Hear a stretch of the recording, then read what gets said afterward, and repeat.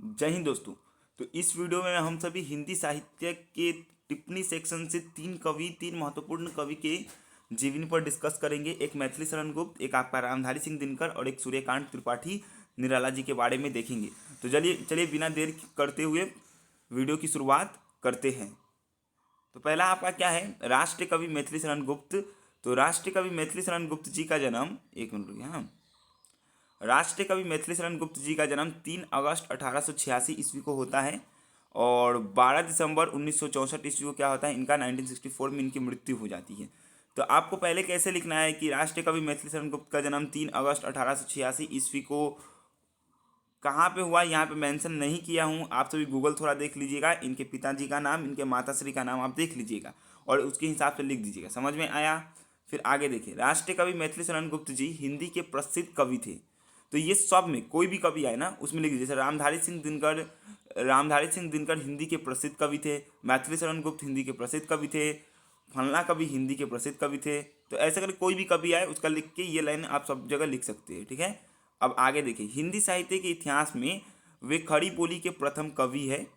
तो हिंदी साहित्य के इतिहास में खड़ी बोली के प्रथम कवि कौन है? मैथिली शरण गुप्त। तो आपको इसमें क्या याद रखना है, खड़ी बोली के प्रथम कवि हिंदी साहित्य के इतिहास में मैथिली शरण गुप्त खड़ी बोली के प्रथम कवि थे। उन्हें साहित्य जगत में दद्दा लिख दिया, यहाँ पे दादा के नाम से संबोधित किया जाता है। उनकी कीर्ति भारत के स्वतंत्रता संग्राम यानी इंडिपेंडेंस में भारत के स्वतंत्रता संग्राम के समय काफ़ी प्रभावशाली सिद्ध हुई थी। इसी कारण महात्मा गांधी ने राष्ट्रीय कवि की पद भी उन्हें दी, पदवी नहीं होगा, पद भी उन्हें दी थी।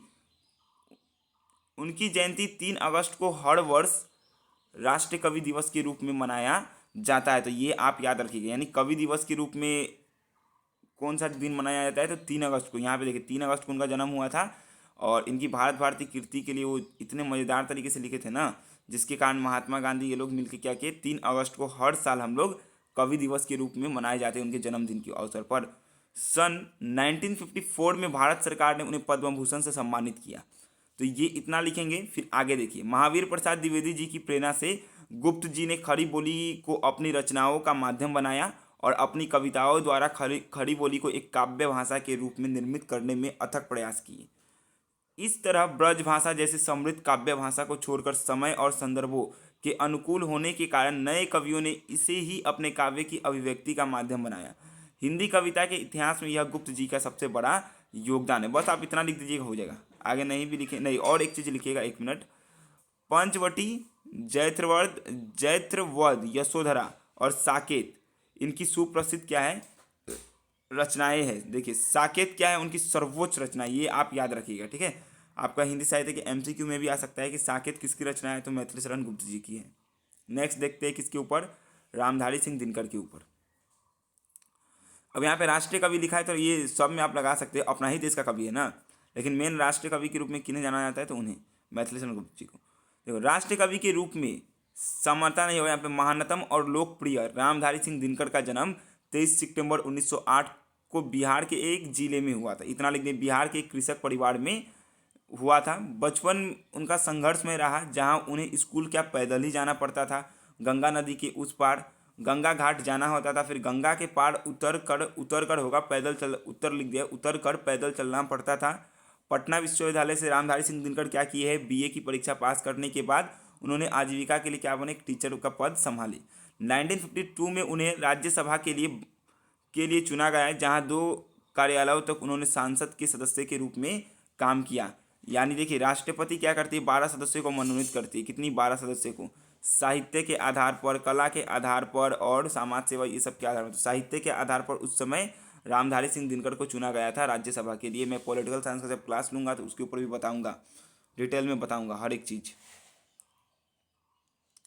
आगे देखिए, इतना लिख पाएंगे? हाँ भैया लिख तो लेंगे। 1952 में हुआ, नॉर्मल लिखना आपका। 23 सितंबर 1908 ईस्वी को बिहार के एक जिले में, बेगूसराय जिले है, तो बेगूसराय जिले के कृषक परिवार में रामधारी सिंह दिनकर का जन्म हुआ। इनका बचपन बहुत ही संघर्षमय रहा, जहाँ पे इन्हें स्कूल पैदल ही जाना होता था, फिर गंगा नदी को पार करके उतरकर फिर पैदल चलना पड़ता था। पटना विश्वविद्यालय से इन्होंने बीए की परीक्षा की और फिर उसके बाद इन्होंने टीचिंग का कार्य किया। 1952 में इन्हें राज्यसभा के सदस्य के रूप में चुना गया। तो ऐसे लिख देंगे, इतना नॉर्मल। इनकी अब इनमें भी रामधारी सिंह दिनकर के पिताश्री और माताश्री का आप नाम देख लीजिएगा। प्रमुख काव्य क्या है? कुरुक्षेत्र, रसमर्दी और उर्वशी। देखिए, मिट्टी की रेत, इनकी गद यानी स्टोरी कौन है? मिट्टी की रेत, रेत की फूल, संस्कृत के 4 अध्याय, वेरी वेरी इंपॉर्टेंट पूछ सकता है। उजली आग, तो ये आप देख लीजिएगा। हाँ, शुद्धत कविता की खोज, हे राम, ये इनकी क्या है? प्रसिद्ध कहानियाँ हैं। तो ये सब आप इसमें से, ये इतना सारा जरूरी नहीं, सभी 3-4 आप लिख, एक संस्कृत के 4 अध्याय, उजली आग और वेगुन लिख लीजिएगा कोई भी, या फिर मिट्टी की और रेत, आपका मन। आगे देखिए, रामधारी सिंह दिनकर को संस्कृत के 4 अध्याय पुस्तक के लिए साहित्य अकादमी पुरस्कार दिया गया था और काव्य कीर्ति उड़सी के लिए ज्ञानपीठ पुरस्कार से सम्मानित किया गया था। भारत सरकार ने उन्हें पद्म भूषण से भी सम्मानित किया और उनकी स्मृति में भारत सरकार द्वारा डाक टिकट भी जारी किया गया था। तो इनमें मेन याद रखिएगा आप, क्या है आपके एमसीक्यू में भी आ सकते हैं कि उर्वशी के लिए उन्हें क्या दिया गया है? ज्ञानपीठ पुरस्कार। और साहित्य अकादमिक पुरस्कार किसके लिए दिया गया है? संस्कृत के 4 अध्याय के लिए। इतना आपको समझ में आया? इतना करेंगे अच्छा मार्क्स मिलेगा। आपको टिप्पणी कितने करने होते हैं? 2 करने होते हैं। और आपको इनकी कितना 200 शब्दों में करने होते हैं, मतलब एक के लिए आप कितना करेंगे? 100 शब्द, 100 शब्द, 100 शब्द, तो कितना हो गया? 200 शब्द, तो ले लीजिए 5 मार्क्स। ऐसे ही काउंसिल का पैटर्न होता है, ट्रेंड होता है। ठीक है, आगे देखते हैं लास्ट और ये अंतिम है, और सब और 1-2 जो मैं बताया हूँ वो आप लोग खुद से कर लीजिएगा। ठीक है, टाइम भी नहीं है, आराम से पढ़िएगा, रिलैक्स होकर, ज़्यादा टेंशन मत लीजिएगा। ठीक है, टेंशन लेने से कुछ नहीं होगा। मैं जो बताया हूँ आपको निश्चित तौर पे वहीं से कॉमन देखने को मिलेगा। हिंदी साहित्य के लॉन्ग क्वेश्चन ये सबको आप उतना करके जाइए, आप लोग लिखेंगे। आपको मैं सारे सब चीज़ तो बता दिया, प्रीवियस ईयर क्वेश्चन को देखते हुए बताया, लेकिन आज भी अभी भी बहुत सारे बच्चे मैसेज कर रहे हैं, भैया डर लग रहा है ये वो। अरे कुछ नहीं होगा, आप जाओ तो सही, लिखो तो सही, होगा तो काहे का डरना? जो चीज़ हुआ ही नहीं उसको ले के फालतू में क्यों सोचना? कल ही ना है, अच्छा होगा, कल आप सभी का एग्जाम अच्छा होगा। अपने ऊपर ट्रस्ट रखें ना, और मेरे ऊपर भी रखिए, मैं जो बताया हूँ उसमें से आ जाएगा आपको। ठीक है, देखिए सूर्यकांत त्रिपाठी निराला के बारे में, इनकी कहानी, ओह 1 मिनट, हाँ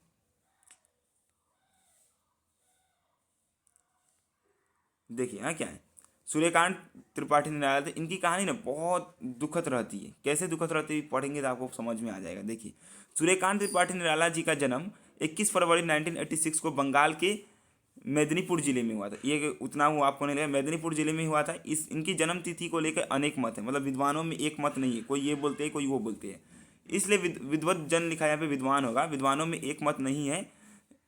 लेकिन इस पर विद्वान जन एक मत है कि 1930 से निराला वसंत, सॉरी, इसमें विद्वान अनेक मत है, लेकिन विद्वान सबका एक और मत है, क्या कि 1930 ईस्वी से निराला जी वसंत पंचमी के दिन अपना जन्मदिन मनाया करते थे।